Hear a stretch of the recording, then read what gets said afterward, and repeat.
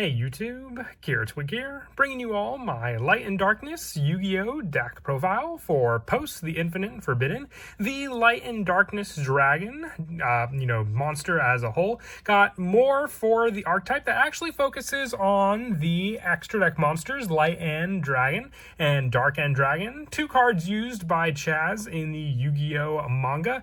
Finally given actual support to make use of the dragons to combine into the Light and Darkness Dragon Lord.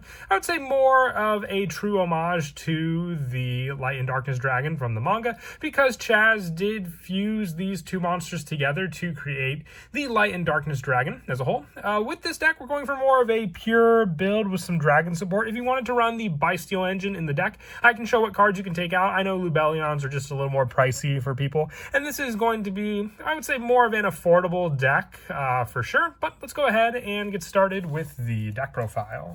So we'll go ahead and start off with the main deck monsters. For the new support for the deck, we have 3 copies of Light and Sublimation Dragon. You can banish one level 8 dragon monster from your extra deck to special summon this card from your hand. Also, you cannot special summon for the rest of this turn except for dragon monsters. During your main phase, you can fusion summon one fusion monster from your extra deck using monsters from your hand or field.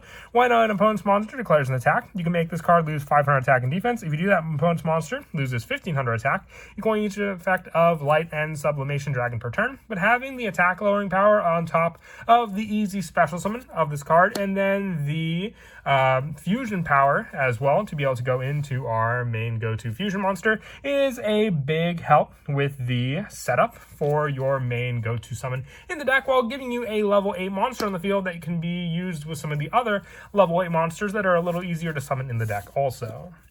We're also running 3 copies of Dark End Evaporation Dragon. You can banish one level 8 dragon monster from your extra deck to special summon this card from your hand. Also, you cannot special summon for the rest of the turn except dragon monsters. You can activate one of these effects. Fusion summon one fusion monster from your extra deck using monsters from your hand or field, or target one other attack position monster on the field and make this card lose exactly 500 attack and defense to destroy that monster. So very similar to the Dark End Dragon Synchro monster as well, with this card having a 1 effect to use, either a fusion play. So if you have both, you have either the fusion option, then one of their other cards as well, but using the Light End as more of a defensive strategy for yourself, and then Dark End going on more of the offensive against your opponent. I have 1 copy of Light and Darkness Dragon just as more of a tech play. It has a complete shutdown effect, and I felt wrong not using the Light and Darkness Dragon in the deck for the actual playstyle, because you do have the option to special summon both out and then use both for the tribute to get out the actual Light and Darkness Dragon, and then just have kind of a lockdown against your opponent whenever they would try to activate something. For more dragon support from the Infinite Forbidden booster set, 3 copies of Knight Armed Dragon, the Armored Knight Dragon. If you special summon a level 5 or higher dragon monster, you can special summon this card from your hand. If this card's special summon, you can make this card's attribute and level become the same as one of your banished dragons. If this card's sent to the graveyard, you can target one dragon monster you control. It gains 1000 attack, and neither player can activate card or effects in response to this effect's activation. But being able to adjust its level with one of your banished cards is also a big help, just needing another additional monster, let's say for your fusion summon of your Light and Darkness Dragon Lord. I also have the 3 copies of Star Liege Seifert, just for more added search and setup, being able to send any number of dragon monsters from your hand and or face them on the field to the graveyard to add 1 dragon monster from your deck to your hand whose level equals the original levels of those monsters sent to the graveyard. And you can banish this card from your graveyard, then target 1 level 8 Light or Darkness Dragon monster from your deck to the graveyard to add to your hand. So giving you more of a search power to target a level 8 or Dark Dragon monster in your graveyard. Recycle power, setup, you name it, this card definitely does help with all those playstyles. And then you can use this card along with cards like Knight Armed Dragon for more link summon option plays if you don't have the level 8 monsters to use for the fusion. More level 8 monsters that we do run in the deck are the 3 copies of Burning Dragon. I would say this is more of a budget spot. If you wanted to run the Bysteel engine, this is where you could swap out for the Bysteel Lubellion and some of the other dragons that we run also after. These cards can be replaced for Magnuma, Druid Swarm, you name it for those spots. But this card is just another easy special summon if your opponent has monsters, and then a spell and trap destruction play on top of that. And they're mostly used so we can go into some of the rank 8 Xyz plays as well, using those monsters, since Burning Dragon Dragon is a fire monster, and 2 copies of Nebula Dragon, having another special summon option, giving you 2 dragons on the field using this card, and the 3 copies of Galactic Spiral Dragon. While this card's in your hand or graveyard, if you control 2 or more light and or dark dragon monsters, being able to special summon this card from the basically in defense, but banish it when it leaves the field. These cards or the Nebula Dragons can be swapped out for any copies of the Magnamuts, Druis Worms, and Sarums that you run in the deck also. And then, lastly, the 1 copy of Chaos Dragon Levianeer for the banish option for your light and dark dragons. It has the discard or shuffle power, the destruction, and special summon options depending on what you banished. And 3 copies of Ash Blossom and Joyous Spring, just the hand trap of choice, along with infinite impermanence in the deck. For the spells, we're running 3 copies of Dragon's Light and Darkness. A quick play spell, you activate one of these effects, but you can only use each of the Light and Darkness once per turn. Shuffle 1 level 8 Dragon monster from your hand into the deck, and add 1 level 8 Dragon monster with a different attribute from your deck to your hand. So just being able to shuffle back some of our other Dragon cards can help to grab some of the needed ones we have from the deck, depending on the shuffle and add back power of the card.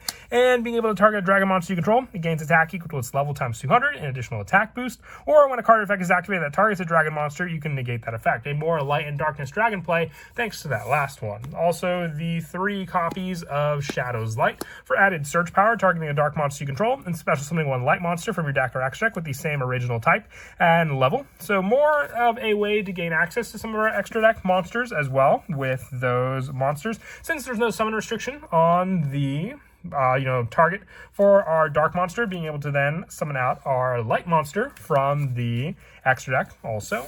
The 1 copy of Vesper Girsu, the 1 copy of Call by the Grave, the 2 copies of Forbidden Droplet, and also the 1 copy of Advanced Draw, which this could be trade-in as well if you wanted to go for more of a discard option from the hand, and the 1 copy of Monster Reborn to finish off our spells, with the only trap we run in the deck being the 3 copies of Infinite Impermanence, along with the Ash Blossom being the hand traps of choice in the deck to run. And then for the extra deck, we have 2 copies of Light and Darkness Dragon Lord.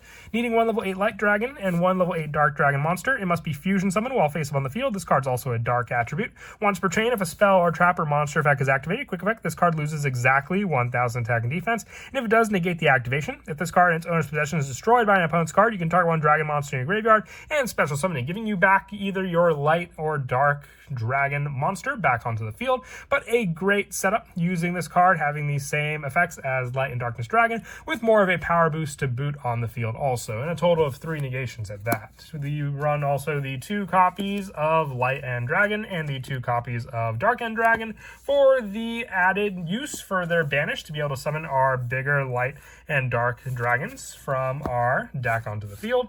I have 1 additional Scarlet Red Dragon Archfiend for an additional dark attribute. If you wanted to run a Stardust Spark Dragon for the other light target, you can take out one of our Link monsters. I have 2 Heavenly Spheres for added ease of Link summoning, along with the 1 Lena the Light Charmer, the 1 Nightmare Unicorn, and the 1 Boral Load Dragon for the rest of the Link monsters to go into. You can take out the Lena for the Stardust Spark Dragon, if you wish, for another light extra deck monster.